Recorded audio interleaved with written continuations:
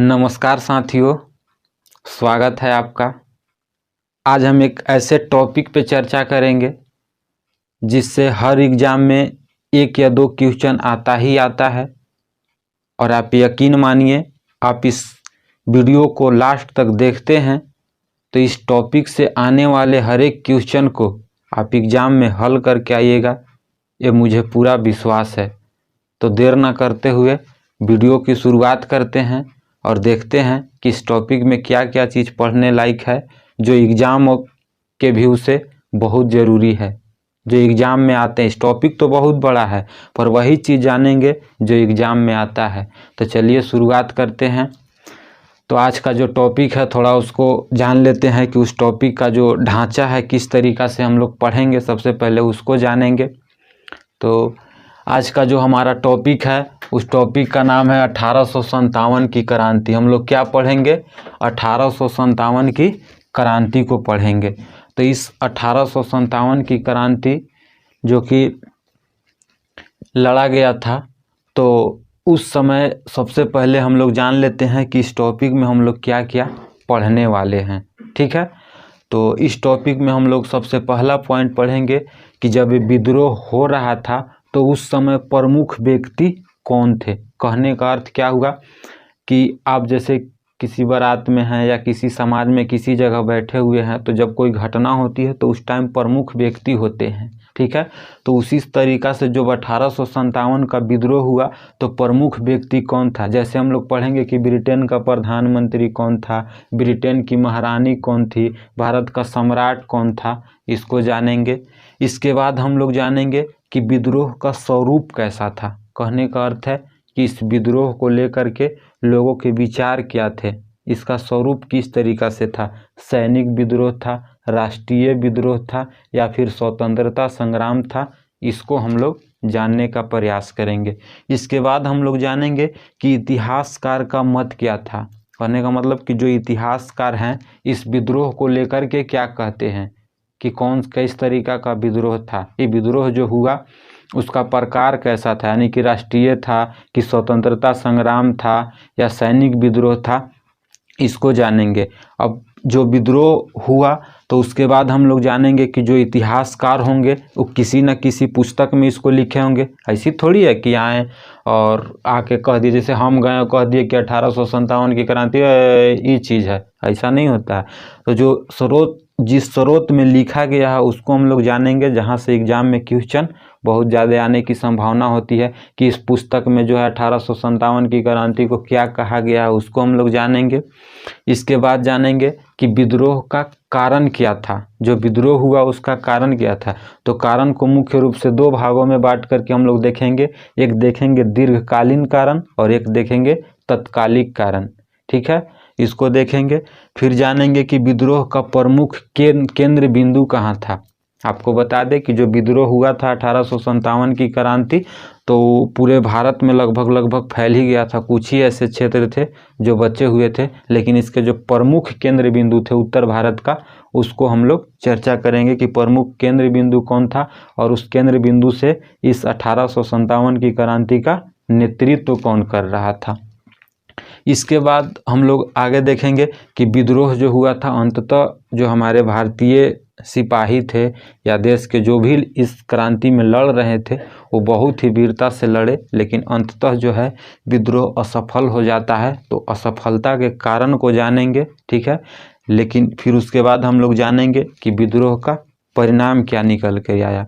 कहने का अर्थ है कि जो विद्रोह हुआ भले ही असफल रहा, लेकिन इसका परिणाम जो है दीर्घकालिक रूप में देखा गया, जो आज़ादी के टाइम तक जो है आज़ादी दिलाने में बहुत योगदान दिया।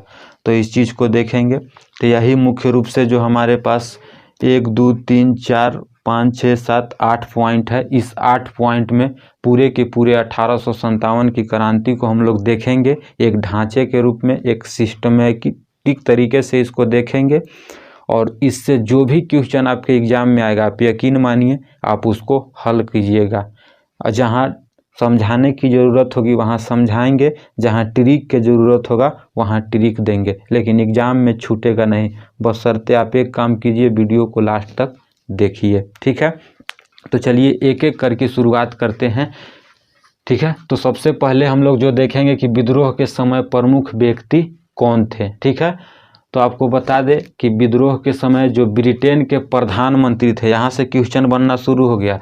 पूछेगा कि 1857 की क्रांति के समय ब्रिटेन के प्रधानमंत्री कौन थे। तो ब्रिटेन के प्रधानमंत्री पाम स्टर्न थे। कौन थे? पाम स्टर्न थे। याद कैसे कीजिएगा? प से प्रधानमंत्री, प से पाम स्टर्न। ठीक है। अब एक क्वेश्चन यहाँ से पूछता है कि पाम स्टर्न जो ब्रिटेन के प्रधानमंत्री थे किस पार्टी से थे। तो याद रखिएगा लिबरल पार्टी से थे। किस पार्टी से थे? लिबरल पार्टी से थे। देखिए पूछेगा कि ब्रिटेन का महारानी उस टाइम कौन था। 1857 के क्रांति के समय ब्रिटेन का महारानी कौन था। तो महारानी याद रखिएगा ब्रिटेन, महारानी कहाँ के होती थी? ब्रिटेन का। बी से ब्रिटेन हो गया, बी से विक्टोरिया हो गया, यानी कि ब्रिटेन की महारानी उस टाइम कौन थी? तो विक्टोरिया थी। इसके बाद पूछेगा कि भारत का गवर्नर जनरल कौन था, यानी कि भारत का जो गवर्नर जनरल, जब 1857 की बात कर रहे हैं, एक चीज़ माइंड में रखिएगा कि 1857 की हम बात कर रहे हैं, तो 1857 के समय भारत का गवर्नर जनरल कौन था? तो कैनिंग था। कौन था? कैनिंग था, याद रखिएगा। फिर आपसे पूछेगा कि कंपनी का मुख्य सेनापति कौन था। ये क्वेश्चन पूछता है, कंपनी का मुख्य सेनापति उस समय कौन था। तो कौन था? जॉर्ज एनिसन था। याद कैसे कीजिएगा? तो सेनापति, एनिसन, सेना, एनी एक जैसा लग रहा है, तो यहाँ से याद रख सकते हैं कि कंपनी का मुख्य सेनापति कौन था? जॉर्ज एनिसन था। लेकिन देखिए जो सेनापति एनिसन था, विद्रोह प्रारंभ होने के बाद भारतीय इस तरीका से विद्रोह लड़े कि जो एनिसन था कमज़ोर पड़ने लगा और कंपनी को सेनापति चेंज करना पड़ गया। तो एक क्वेश्चन यहाँ से पूछता है कि विद्रोह प्रारंभ के बाद सेनापति कौन था। तो विद्रोह के प्रारंभ के बाद सेनापति जो बना वो कैंपबेल बना। कौन बना? कैंपबेल बना। अब एक क्वेश्चन और आएगा कि भारत का सम्राट, यानी कि जब 1857 की क्रांति हो रही थी तो उस समय भारत का सम्राट कौन था। तो आपको बता दें कि मुग़ल बादशाह, जो कि अंतिम मुग़ल बादशाह हुए, जिनका नाम बहादुर शाह जफर या कह लीजिए बहादुर शाह द्वितीय के नाम से जाने जाते थे, उस समय क्या थे? भारत के सम्राट। ठीक है, तो यहाँ से एक आध क्वेश्चन आएगा आपके एग्जाम में, तो हम उम्मीद करते हैं कि आप हल कर लीजिएगा। फिर एक बार रिकॉल कर लेते हैं इसको कि ब्रिटेन का प्रधानमंत्री कौन थे। तो पाम स्टर्न थे। कौन थे? पाम स्टर्न थे। इसके बाद पूछेगा कि ब्रिटेन की महारानी कौन थी। तो विक्टोरिया थी। कौन थी? विक्टोरिया थी। फिर भारत का गवर्नर जनरल कौन था। तो कैनिंग। भारत का गवर्नर जनरल कौन था? कैनिंग था। इसके बाद पूछेगा कि कंपनी का मुख्य सेनापति कौन था। तो जॉर्ज एनिसन था। कौन था? जॉर्ज एनिसन था। और विद्रोह प्रारंभ के बाद सेनापति, दोनों जगह सेनापति, याद रखिएगा, एक विद्रोह शुरू हो रहा था उस समय और एक विद्रोह प्रारंभ होने के बाद सेनापति। तो बाद वाला कहेगा तो कौन है? कैंपबेल है। और भारत का सम्राट उस समय कौन थे? तो बहादुर शाह जफर थे या कह लीजिए बहादुर शाह द्वितीय थे। ठीक है, दोनों में से कोई एक याद रखिएगा। अब यहाँ से देखिए, अब अगला पॉइंट हम लोग देखेंगे। जो दूसरा पॉइंट था कि विद्रोह का स्वरूप कैसा था। तो देखिए विद्रोह के स्वरूप को लेकर के इतिहासकार में मतभेद रहा है और अभी तक इसके विद्रोह के स्वरूप को लेकर के जो इतिहासकार थे उस समय भी और आज भी कई इतिहासकार कुछ कुछ अलग अलग चीज़ मानते हैं, लेकिन मुख्य रूप से तीन ही जो समस्याएं, यानी कि तीन विद्रोह के आसपास जो है इतिहासकार घूमते हैं। तो उसमें से अगर हम लोग देखेंगे तो पहला, कुछ इतिहासकार कहते हैं कि सैनिक विद्रोह, कुछ राष्ट्रीय विद्रोह, कुछ कहते हैं कि स्वतंत्रता विद्रोह है। यहाँ से क्वेश्चन आपसे पूछेगा कि कौन क्या कहते हैं, तो इसको थोड़ा सा देख लेते हैं। सैनिक विद्रोह, देखिए दरअसल जब ये विद्रोह हो रहा था तो अंग्रेज लोग चाहते थे कि ऐसा हल्ला हो भारतीय लोगों में कि सिर्फ और सिर्फ सैनिक के द्वारा विद्रोह किया गया है, बाकी और कोई ना जाने कि विद्रोह हुआ क्यों, ताकि लोगों में हल्ला ना हो। जैसे मान के चलते हैं कि अगर पता चल जाता कि लोग स्वतंत्रता चाह रहे हैं तो एक दूसरे से पता चलता कि हाँ स्वतंत्रता हमें भी चाहिए, लोगों में जागरूकता बढ़ती। इसलिए अंग्रेजी इतिहासकार थे इसको कभी ही जो है स्वतंत्रता का जो विद्रोह है माने ही नहीं। वो मुख्य रूप से क्या मानते थे, सैनिक विद्रोह मानते थे। ठीक है, तो पता चल गया होगा कि सैनिक विद्रोह कहने का मतलब कि सैनिकों द्वारा किया गया, सिर्फ और सिर्फ सैनिकों द्वारा किया गया विद्रोह था। तो इसके समर्थन में कौन कौन लोग थे उसको थोड़ा याद रखिएगा, पूछता है क्वेश्चन कि सैनिक विद्रोह कौन कहा था, तो जॉन लॉरेंस कहा था। ठीक है, कौन, जॉन लॉरेंस, जॉन सीले, ठीक है, ट्रेवेलियस, होम्स। ठीक है, अंग्रेजी इतिहासकार थे, याद रखिएगा, जॉन लॉरेंस, जॉन सीले, ट्रेवेलियस, होम्स, चार मुख्य रूप से सैनिक कहे थे। और इनके साथ में जो चार अंग्रेजी इतिहासकार थे, इनके साथ साथ में दो ऐसे भारतीय इतिहासकार थे जिनके द्वारा कहा गया कि जो 1857 की क्रांति है वो भी क्या है, एक सैनिक विद्रोह है। तो दो का नाम पूछेगा आपसे तो याद रखिएगा, एक थे सर सैयद अहमद खां, क्या, एक का नाम क्या था, सर सैयद अहमद खां, और जो दूसरे व्यक्ति थे उनका नाम था दुर्गा दास बंदोपाध्याय। ठीक है, दो व्यक्ति। तो सैनिक विद्रोह उम्मीद करते हैं कि पता चल गया होगा कि इनके द्वारा कहा गया, खासकर कि इनके द्वारा जो अंग्रेजी इतिहासकार थे उनके द्वारा कहा गया था। और उसमें दो भारतीय थे, एक सर सैयद अहमद खां थे और दूसरा दुर्गादास बंदोपाध्याय थे। ठीक है, इसके बाद हम लोग देखेंगे कि राष्ट्रीय विद्रोह। राष्ट्रीय विद्रोह कहने का मतलब क्या हुआ कि वैसा विद्रोह जो राष्ट्र के लिए हुआ है, स्वतंत्रता के लिए नहीं हुआ, आपसी जो राष्ट्र के लिए कुछ समस्याएं थी उसको सुलझाने के लिए एक विद्रोह हुआ। ठीक है, सैनिकों द्वारा, समाज के कुछ वर्गों द्वारा एक विद्रोह किया गया, वही क्या है, एक राष्ट्रीय विद्रोह है। तो यहाँ से क्वेश्चन आपसे पूछेगा कि राष्ट्रीय विद्रोह जो है किनके द्वारा कहा गया था। ठीक है, तो एक अशोक मेहता थे, एक अशोक मेहता भारतीय थे जिनके द्वारा क्या कहा गया कि 1857 की क्रांति जो है क्या है, एक राष्ट्रीय विद्रोह है। ठीक है, एक और जो अंग्रेजी इतिहासकार थे, ठीक है, अंग्रेजी जो यानी कि ब्रिटेन के निवासी थे। ठीक है, ये क्वेश्चन बार बार पूछता है। ठीक है, कि किस अंग्रेजी इतिहासकार या किस ब्रिटेन के व्यक्ति द्वारा यानी कि अंग्रेजों द्वारा जो है 1857 की क्रांति को राष्ट्रीय विद्रोह की संज्ञा दी गई थी। तो इनका नाम है बेंजामिन डिज़रायली। ठीक है, याद रखिएगा, पूछता है। पूछने का कारण सबसे मेन रीजन यही है कि अंग्रेज होते हुए भी इनके द्वारा जो है भारतीयों के समर्थन में कहा गया कि यह एक जो है सैनिक विद्रोह नहीं था बल्कि क्या था, एक राष्ट्रीय विद्रोह था। ठीक है, याद रखिएगा। और ये बात कहाँ कहे थे, हाउस ऑफ कॉमन में। जैसे हमारे यहाँ संसद होता है उसी तरीक़ा से वहाँ हाउस ऑफ कॉमन जो था, उस हाउस ऑफ कॉमन में जो है बेंजामिन डिज़रायली के द्वारा ये बात कही गई कि जो 1857 की क्रांति है एक राष्ट्रीय विद्रोह है, न कि सैनिक विद्रोह है। ठीक है, और अगर पूछ ले बेंजामिन डिज़रायली से तो बेंजामिन डिज़रायली जो थे रूढ़िवादी दल के नेता थे, यानी कि जैसे हमारे यहाँ दल होता है कांग्रेस, बीजेपी, उसी तरीक़ा से किस दल के नेता थे, रूढ़िवादी दल के नेता थे। ठीक है, फिर आते हैं स्वतंत्रता विद्रोह, यानी कि स्वतंत्रता विद्रोह की संज्ञा जो है किनके द्वारा दिया गया, तो स्वतंत्रता जो संग्राम या विद्रोह पहले मुख्य रूप से बीडी सावरकर के द्वारा कहा गया था, यानी कि विनायक दामोदर सावरकर के द्वारा जो है 1857 की क्रांति को स्वतंत्रता विद्रोह की संज्ञा दी गई थी। ठीक है, तो जो इन लोग कह रहे थे, यानी कि अब हम लोग देखेंगे कि स्रोत क्या था 1857 की क्रांति जानने का स्रोत हमारे पास क्या उपलब्ध था और किस आधार पर लोग जो है इसका निष्कर्ष निकाल रहे थे कि सैनिक विद्रोह है, कि राष्ट्रीय विद्रोह है, कि स्वतंत्रता संग्राम है। कैसी आए और कह दिए, कुछ तो होगा ना।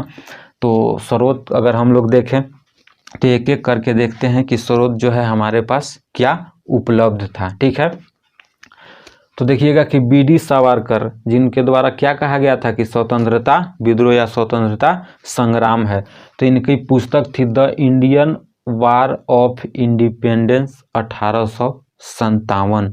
याद रखिएगा, पुस्तक का नाम है, बहुत बार एग्जाम में पूछ चुका है क्वेश्चन, और फिर आगे भी पूछने की संभावना है कि बी.डी. सावरकर के द्वारा जो पुस्तक लिखी गई थी 1857 के ऊपर, उस पुस्तक का नाम क्या है?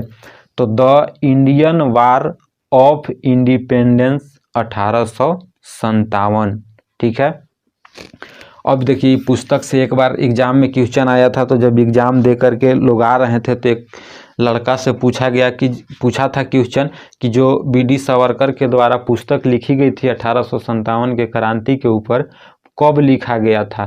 तो उसने कहा कि 1857 की बात है तो 1857 में ही लिखा गया था, लेकिन ऐसा नहीं है। इस पुस्तक से अंदर जा करके क्वेश्चन पूछा जाता है, तो सब एक एक पॉइंट को आप नोट्स कीजिएगा कि क्या पूछ रहा है। देखिए यहाँ याद रखिएगा कि BD. Savarkar the Indian war of independence 1857 जो पुस्तक लिखे थे वो किस भाषा में था? तो मराठी भाषा में था। याद रखिएगा किस भाषा में? मराठी भाषा में। कब प्रकाशित हुआ था? तो 1906 में।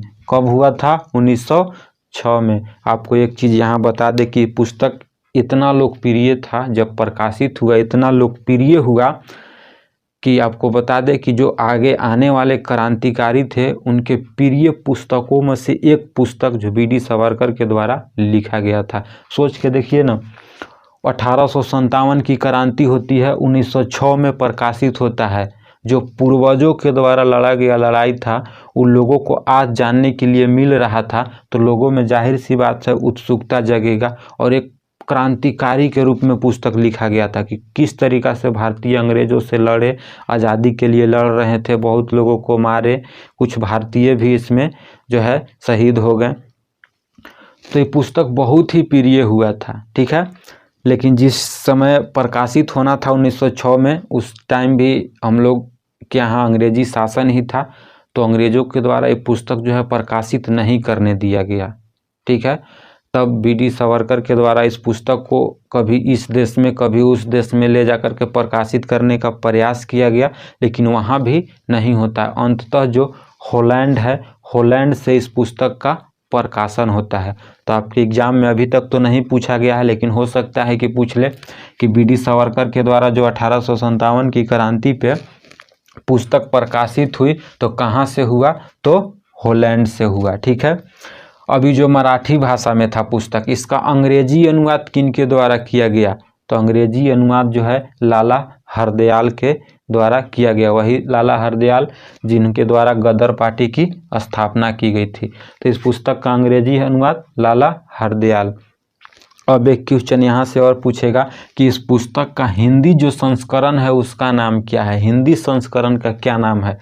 तो हिंदी संस्करण का नाम 1857 का स्वतंत्रता समर है। क्या है? 1857 का स्वतंत्रता समर है। इस पुस्तक से इतना चीज़ याद रखिएगा। उम्मीद करते हैं कि याद रहेगा आपको ना, और जो भी क्वेश्चन आएगा आप उसका हल कीजिएगा।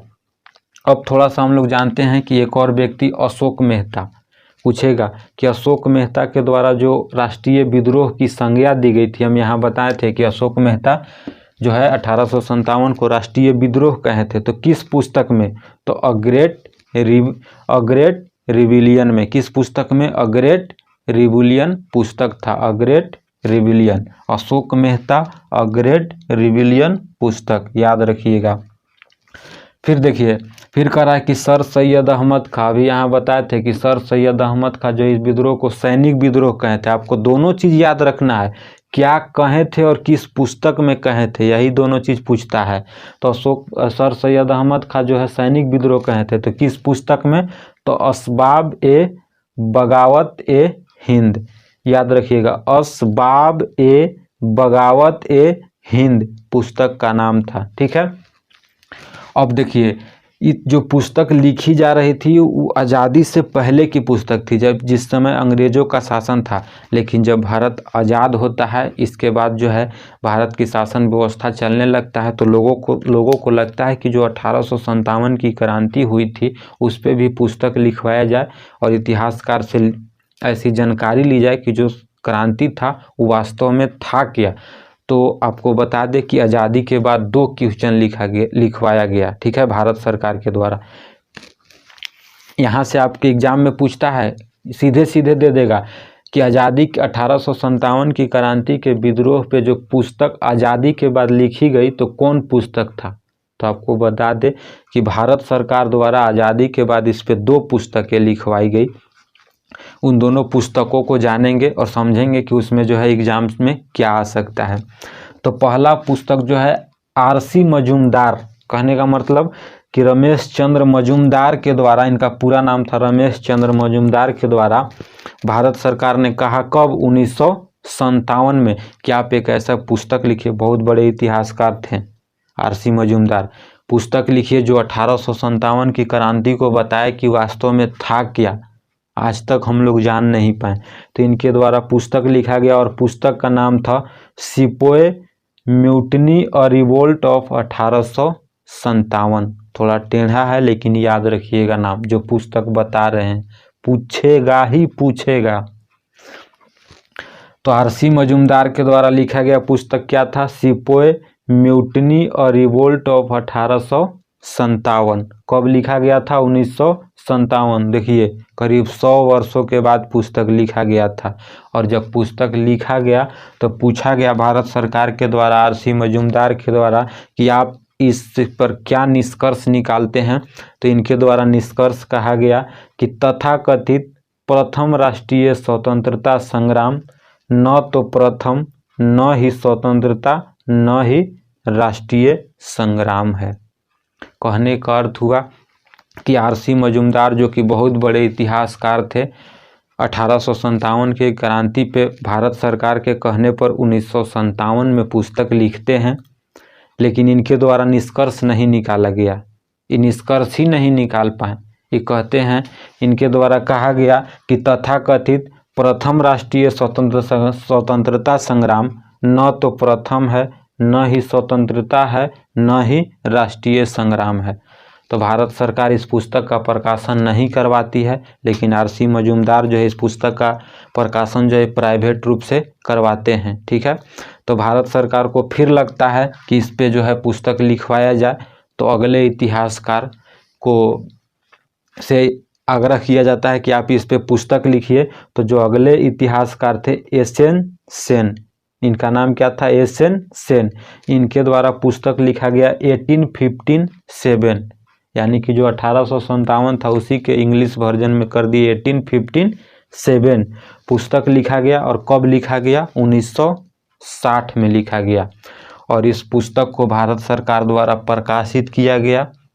ठीक है, तो क्वेश्चन आपसे पूछेगा कि 1857 की क्रांति पे, ठीक है, सरकारी इतिहासकार जो पुस्तक लिखे थे कौन थे, तो एसएन सेन थे। याद रखिएगा, पूछता है कि 1857 के सरकारी इतिहासकार कौन थे, तो आप भूल जाइएगा कौन थे। तो याद रखिएगा एसएन सेन थे। ठीक है, अब इसके बाद पूछेगा कि जो एसएन सेन थे पुस्तक कब लिखे थे, 1960 में। पुस्तक का नाम क्या था, 1857। हिंदी में ऑप्शन में देखिएगा कभी ऐसे भी देता है 1857 था, फिर अब एक ऑप्शन रहेगा 1857 था।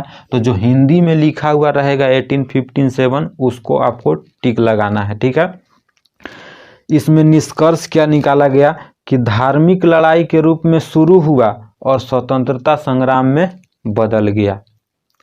जो एसएन सेन पुस्तक लिखे अंततः रिजल्ट यही निकाले कि धार्मिक लड़ाई के रूप में शुरू हुआ और स्वतंत्रता संग्राम में बदल गया। ठीक है, तो उम्मीद करते हैं कि कुछ कुछ समझ में आ रहा होगा आपको और अच्छा भी लग रहा होगा। आप अगर वीडियो क्लियर नहीं आ रहा है तो थोड़ा वीडियो की क्वालिटी जो है हाई कर लीजिएगा और जिस तरीक़ा से बता रहे हैं उसको बार बार रिकॉल कीजिएगा। 1-2 बार रिकॉल करने के बाद आपको जो इतना कंटेंट दिया जा रहा है किसी भी एग्ज़ाम के लिए इनफ है।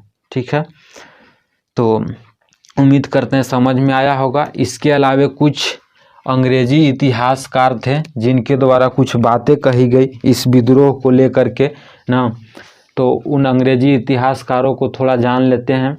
तो इनमें एक नाम आता है एली रिच का नाम आता है। किसका नाम आता है? एली रिच का नाम आता है। इनके द्वारा क्या कहा गया कि जो 1857 की क्रांति है ना, वो कोई क्रांति वारांति नहीं है। क्या है कि धर्मांधरों का ईसाइयों के विरुद्ध युद्ध है। यानी कहने का मतलब कि धर्म में अंधे लोग जो है ना, ईसाइयों के विरुद्ध में युद्ध किए हैं, ऐसा इनका मानना था। लेकिन वैसा था नहीं। आप आगे बताएंगे कि विद्रोह कैसे हुआ, कारण में जानेंगे तो पता चलेगा कि किस लिए हुआ था। लेकिन अभी फिलहाल के लिए इतना याद रखिए कि एली रिच क्या कहे थे कि धर्मांधों का ईसाइयों के विरुद्ध में युद्ध है। ठीक है, कौन कहा था? एली रिच। अब इसको याद कैसे कीजिएगा, थोड़ा यहाँ डाउट हो जाता है। तो देखिए क्या होता है, ईसाई धर्म में अक्सर लोग ऐसा तो नहीं मानते हैं कि सभी धर्म में लोग अमीर होते हैं, लेकिन ईसाई धर्म में ऐसे नाम से लगता है कि लोग अमीर होंगे।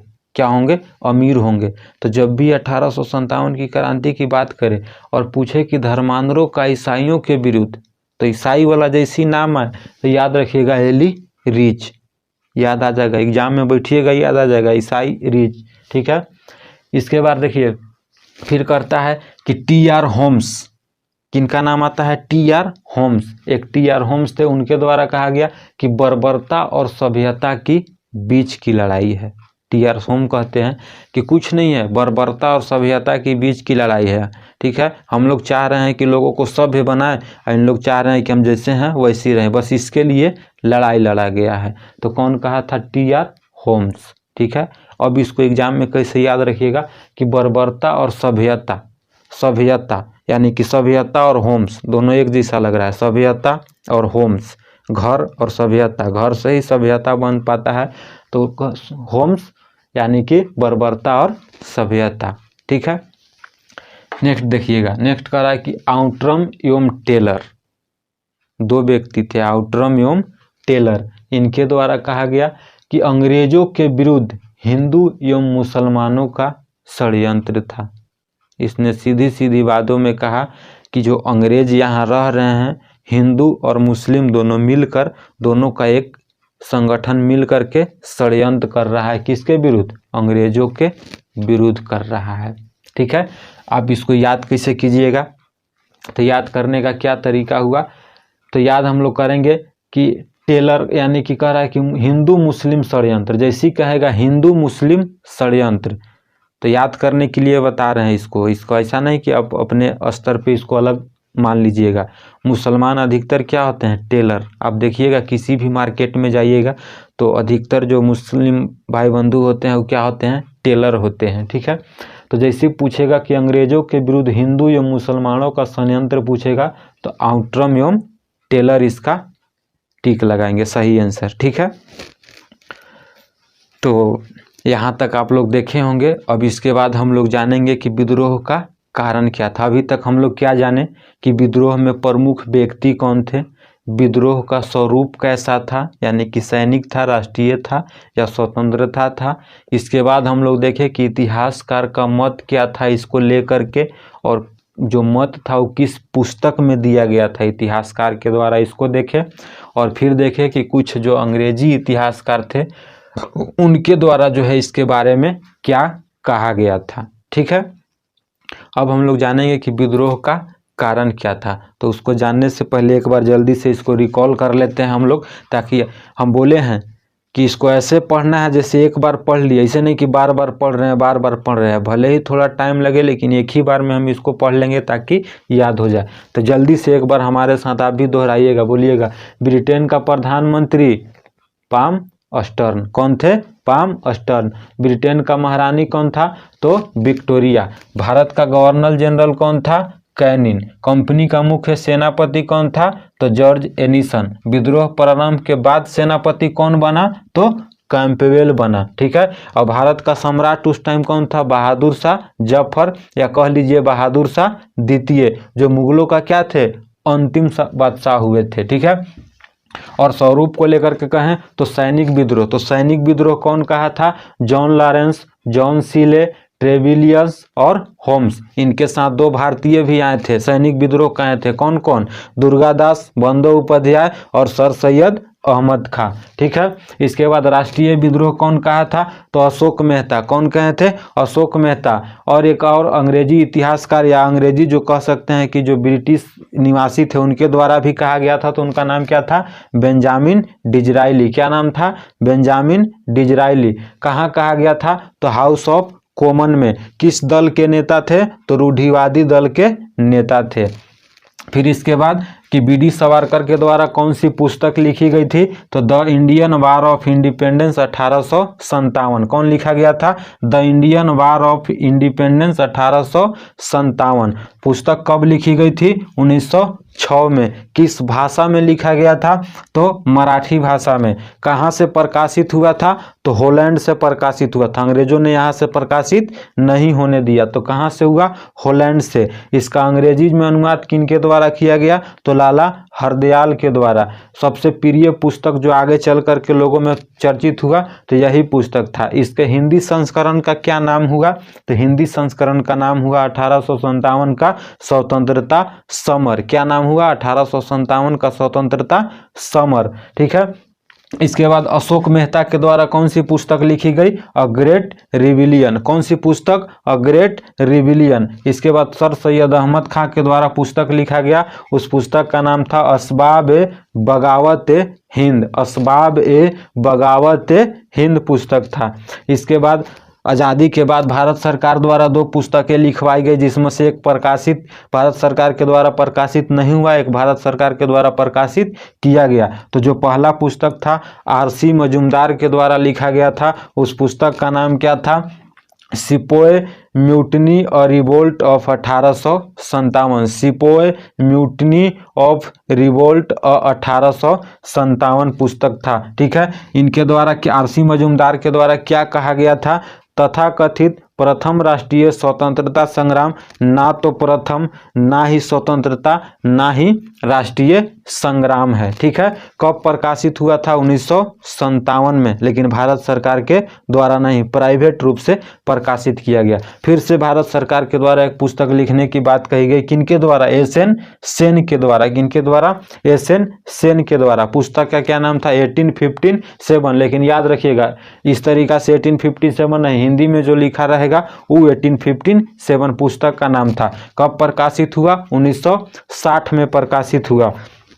इनके द्वारा क्या निष्कर्ष निकाला गया? तो धर्मांतरों के लड़ाई के रूप में शुरू हुआ, यानी कि कह रहे हैं इनके द्वारा कहा गया कि जो 1857 की क्रांति थी धार्मिक लड़ाई के रूप में शुरू हुआ और स्वतंत्रता संग्राम में बदल गया। कौन कहे थे? एस.एन. सेन के द्वारा कहा गया था।